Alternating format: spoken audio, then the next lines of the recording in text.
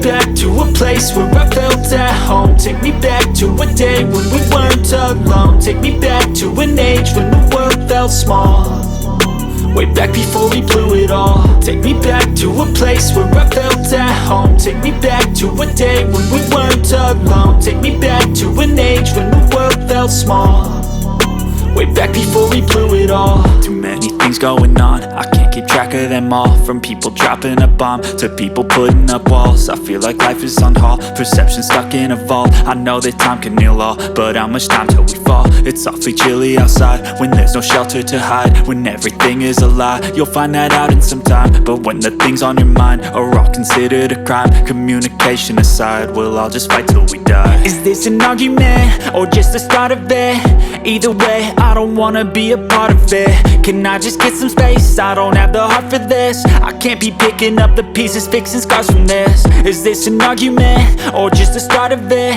I wanna drive away so I can be so far from it.